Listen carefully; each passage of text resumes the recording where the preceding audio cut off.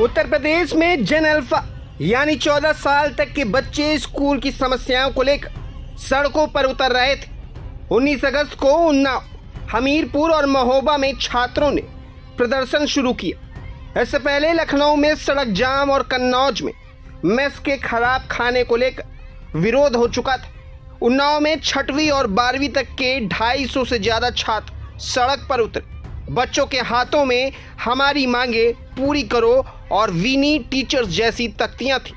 उनकी मांगों में शिक्षकों की कमी, स्कूल तक सड़क और मेस के खाने जैसी समस्याएं शामिल थी।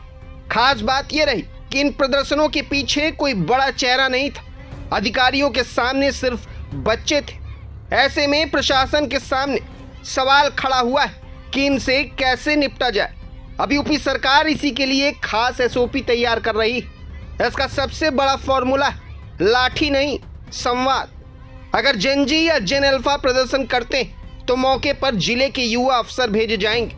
ये अधिकारी बच्चों से दोस्त की तरह बातचीत करेंगे, उनकी समस्या समझेंगे और संभव हुआ तो मौके पर ही समाधान की कोशिश करेंगे। एसओपी में बच्चों के अधिकारों को भी प्राथमिकता दी जा रही है।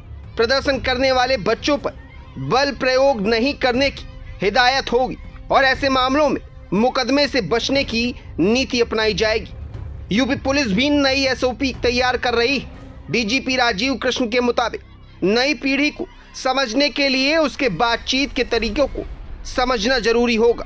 इसलिए पुलिस का जोर कार्रवाई से ज्यादा बातचीत पर होगा। अगर कोई व्यक्ति या समूह छात्रों को बरगला या गुमराह करता है तो निगरानी और जरूरत पड़ने पर काउंसलिंग होगी। वही समस्या जिस विभाग से जुड़ी होगी उसके अधिकारियों से समन्वय कराया जाएगा और समाधान तक फॉलोअप होगा। लेकिन सवाल ये कि सरकार को रणनीति बदलने की जरूरत क्यों पड़ी? लगातार सामने आ रहे छात्र प्रदर्शनों ने सरकार के सामने नई चुनौती खड़ी की। सोशल मीडिया के दौर में एक जगह का प्रदर्शन तेजी से पूरे राज्य में चर्चा बन सकता है। इसी के साथ मुख्यमंत्री योगी आदित्यनाथ ने नई यूथ पॉलिसी लाने का ऐलान भी किया है।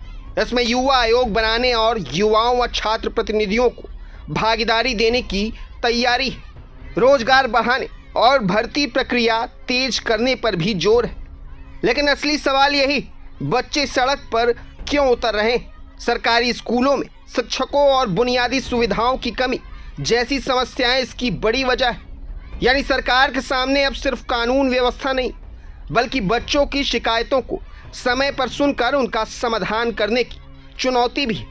सरकार का नया संदेश साफ है, बच्चे सड़क पर उतरे तो पहले उनकी बातें सुनो।